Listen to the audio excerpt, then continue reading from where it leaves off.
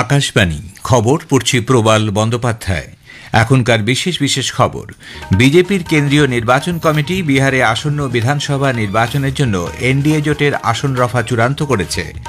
আফগানিস্তানের বিদেশমন্ত্রী আমির খান মুত্তাকি বলেছেন, পাকিস্তান যদি সুসম্পর্ক এবং শান্তি বজায় রাখতে না চায় তাহলে আফগানিস্তানের সামনে অন্য বিকল্প রয়েছে।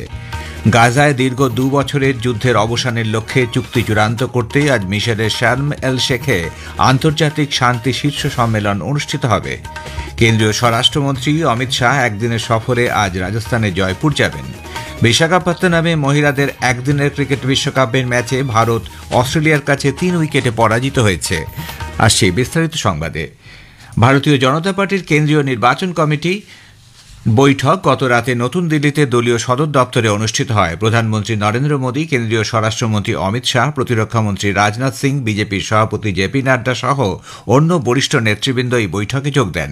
এর লক্ষ্য ছিল আসন্ন বিহার বিধানসভা নির্বাচনে প্রার্থী তালিকা চূড়ান্ত করার পাশাপাশি দলীয় রণকৌশল স্থির করা। বিহার বিধানসভা নির্বাচনে এনডিএ শরিক দলগুলির মধ্যে গতকাল আসন বণ্টনের পর এই বৈঠক অনুষ্ঠিত হয়।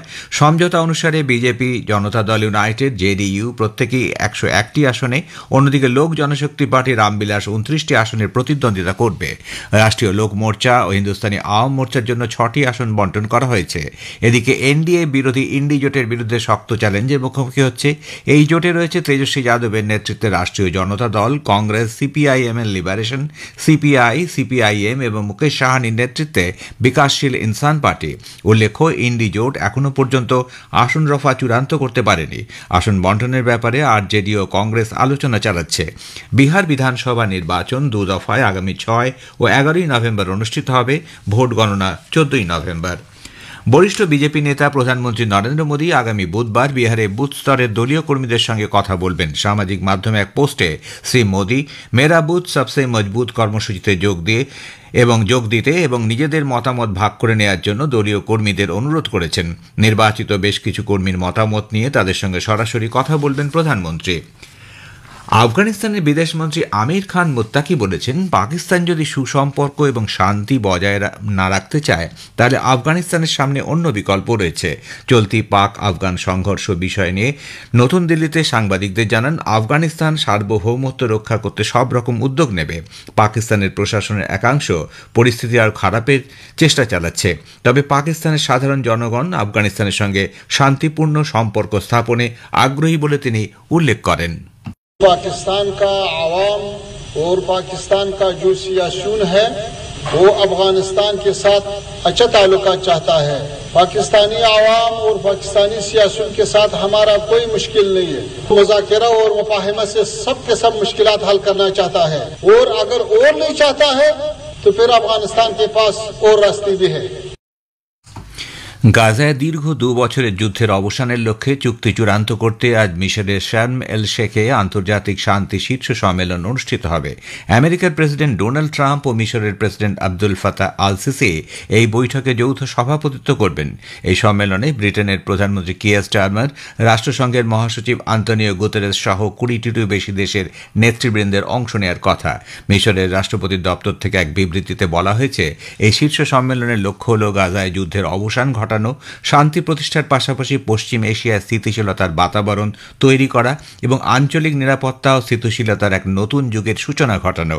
পরিবেশ, বন ও জলবায়ু পরিবর্তন প্রতিমন্ত্রী কীর্তিবর্ধন সিং গাজায় শান্তি সম্মেলনে ভারতের হয়ে প্রতিনিধিত্ব করবেন। সামাজিক মাধ্যমে এক পোস্টে শ্রী সিং জানিয়েছেন, প্রধানমন্ত্রী নরেন্দ্র মোদীর বিশেষ প্রতিনিধি হিসেবে তিনি কায়রোয় পৌঁছেছেন। উল্লেখ্য, 2 বছর ধরে চলা এই যুদ্ধে ইসরায়েলি আক্রমণের মুখে গাজার বিস্তীর্ণ অঞ্চল ধ্বংস হয়ে যাওয়ার পাশাপাশি 67,000-এরও বেশি মানুষের মৃত্যু হয়েছে এবং সেখানে দুর্ভিক্ষ দেখা দিয়েছে। গাজা ও মিশরের মাঝে রাফা অঞ্চলটি নিয়ন্ত্রিত চলাফেরার জন্য সপ্তাহের মাঝামাঝি খুলে দেওয়া হবে, যদিও এ বিষয়ে বিশদ কিছু জানানো হয়নি। রাষ্ট্রসংঘের বাহিনীতে যেসব দেশ সেনা পাঠায় সেই ইউএনটিটিসির প্রধানদের সম্মেলন ভারত আয়োজন করতে চলেছে। নতুন দিল্লিতে আগামীকাল এই সম্মেলন শুরু হবে, চলবে 16 তারিখ পর্যন্ত। বিশ্বজুড়ে রাষ্ট্রসংঘের শান্তি বাহিনীতে গুরুত্বপূর্ণ ভূমিকা গ্রহণ করে এমন 32টি দেশের শীর্ষ সেনা নেতৃত্ব এই সম্মেলনে অংশ নেবেন। সম্মেলনে উপস্থিত সেনা নেতৃবৃন্দ বর্তমানে বিভিন্ন দেশে কাজ করার সময় বাহিনী যে সমস্ত চ্যালেঞ্জের সম্মুখীন হচ্ছে তা নিয়ে পরস্পর মতবিনিময় করবেন। পাশাপাশি শান্তি বাহিনীর উদ্যোগের ক্ষেত্রে প্রযুক্তি এবং প্রশিক্ষণ প্রশিক্ষণের ভূমিকা নিয়েও আলোচনা হবে। সম্মেলনে প্রতিরক্ষামন্ত্রী রাজনাথ সিং, বিদেশমন্ত্রী ড এস জয়শঙ্কর বক্তব্য রাখবেন। উল্লেখ্য, রাষ্ট্রসংঘের শান্তি বাহিনীতে ভারত সবথেকে বেশি সেনা পাঠিয়ে থাকে। খবর শুনছেন আকাশবাণী থেকে। কেন্দ্রীয় স্বরাষ্ট্রমন্ত্রী অমিত শাহ একদিনের সফরে আজ রাজস্থানের জয়পুর যাবেন। নতুন ফৌজদারি আইন, ভারতীয় ন্যায় সংহিতা, ভারতীয় নাগরিক সুরক্ষা সংহিতা এবং ভারতীয় সাক্ষ্য অধিনিয়মের বাস্তবায়নের 1 বছর পূর্তি উপলক্ষে আয়োজিত রাজ্য স্তরের প্রদর্শনীর উদ্বোধন করবেন তিনি। 6 দিনব্যাপী এই প্রদর্শনী চলবে 18 অক্টোবর পর্যন্ত। এখানে নতুন ফৌজদারি আইনের মূল বিধিগুলি তুলে ধরা হবে। এরপর শ্রী শাহ এক জনসভায় বক্তব্য রাখবেন।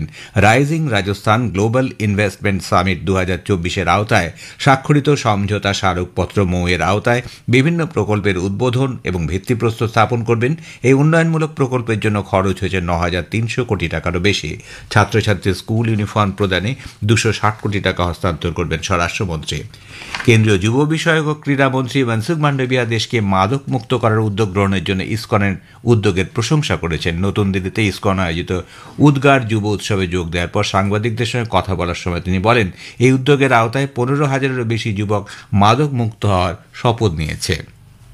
नशा मुक्त युवा फॉर विकसित भारत प्रधानमंत्री जी के इस स्वप्न को साकार करने के लिए इस्कॉन इंटरनेशनल द्वारा उद्गार 2025 कार्यक्रम के द्वारा 15,000 से अधिक युवाओं ने व्यसन मुक्ति का शपथ लिया और ये अभियान भविष्य में देश के लाखों युवाओं को नशा मुक्त करके विकसित भारत के अभियान में जुड़ेंगे। ভারত অস্ট্রেলিয়া যৌথ সামরিক মহড়া আশ্রাহীন 2025 আজ অস্ট্রেলিয়ার পার্থে শুরু হবে। চলতি মাসের 26 তারিখ পর্যন্ত চতুর্থ পর্যায়ের এই সামরিক মহড়া চলবে। প্রতিরক্ষা মন্ত্রক এক বিবৃতিতে জানিয়েছে, 120 সদস্যের ভারতীয় সেনাদল গত শনিবারই অস্ট্রেলিয়ার উদ্দেশ্যে রওনা দেয়। ভারতীয় সেনাদলের নেতৃত্ব দিচ্ছেন গোর্খা রাইফেলস একটি ব্যাটালিয়ন। প্রসার ভারতীর চেয়ারম্যান ড নবনীত কুমার সেহগাল বলেছেন, ভারতের ক্রমবর্ধমান অর্থনীতি বিশ্বের দরবারে নতুন সম্মান অর্জন করেছে। গোয়ায় গতকাল ICAI সদস্যদের এক ঘরোয়া অনুষ্ঠানে তিনি বলেন, ভারতের বিকাশ হার 6.8 থেকে 7% মধ্যে, যা বৃহৎ অর্থনীতির দেশগুলো অর্জন করতে সমর্থ হয়নি। For the last 10 years, we are one of the largest economy which is growing at the fastest rate. We are growing at 6.8 to 7% in between. No economy in the world of this size is growing at that point. আমেরিকার দক্ষিণ Carolina দ্বীপ শহরে এক রেস্তোরাঁয় বন্দুকবাজের গুলিতে 4 জন নিহত এবং অন্তত 20 জন আহত হয়েছেন। বেওফোর্ট কান্ট্রি শেরিফের অফিসের দপ্তর থেকে জানানো হয়েছে, সেখানকার পদস্থ আধিকারিকদের ডেকে আনার পর ওই রেস্তোরাঁয় গিয়ে দেখা যায় বেশ কয়েকজন মানুষ গুলিবিদ্ধ হয়েছেন। এদের মধ্যে 4 জনের অবস্থা আশঙ্কাজনক। শেরিফের দপ্তর তদন্ত করলেও এই বিষয়ে বিস্তারিত কিছু জানায়নি। এমনকি যাদের মৃত্যু হয়েছে পরিবারের সদস্যদের সঙ্গে যোগাযোগ না করে তাদের পরিচয় জানানো হবে না। দুর্ঘটনার সময় রেস্তোরাঁয় বেশ কয়েকশো মানুষ উপস্থিত ছিলেন। ক্যামেরুনে আজ রাষ্ট্রপতি নির্বাচন অনুষ্ঠিত হবে। আফ্রিকার সবচেয়ে প্রবীণ নেতা আগামী 7 বছর ক্ষমতায় থাকবেন কিনা জনগণ তা স্থির করবে। নির্বাচনী বিশ্লেষকরা রাষ্ট্রপতি পল বিয়ার জয়েরই পূর্বাভাস দিয়েছেন। উল্লেখ্য, রাষ্ট্রপতির বয়স এখন 92 বছর। পরবর্তী 7 বছর ক্ষমতায় থাকলে তখন তার বয়স হবে 99। 1982 সালে ক্যামেরুনের প্রথম রাষ্ট্রপতি আহমেদেউ আজোদো পদত্যাগ করার পর পল বিয়া ক্ষমতায় আসেন। তারপর থেকেই তিনি দেশ শাসন করছেন। শ্রীলঙ্কায় ভারতীয় আবাসন প্রকল্পের পরবর্তী পর্যায়ে গতকাল শুরু হয়েছে। যুগান্তকারী এই উন্নয়ন পদক্ষেপের সূত্রে ভারতীয় বংশোদ্ভূত শ্রীলঙ্কায় বসবাসকারী তামিল সম্প্রদায়ের 2000 জন সুবিধাভোগীদের হাতে আনুষ্ঠানিকভাবে বাড়ি হস্তান্তর করা হয়। 2017 সালের প্রধানমন্ত্রী নরেন্দ্র মোদী শ্রীলঙ্কা সফরের সময় ভারতের আবাসন প্রকল্পের যে ঘোষণা করেছিলেন তারই অংশ হিসেবে এই চতুর্থ পর্যায়ের আবাসনের কাজ হচ্ছে। এদিকে চতুর্থ পর্যায়ে ভারতীয় বংশোদ্ভূত তামিল সম্প্রদায়ের জন্য 14,000 গৃহ নির্মাণে ভারত সাহায্য দিচ্ছে।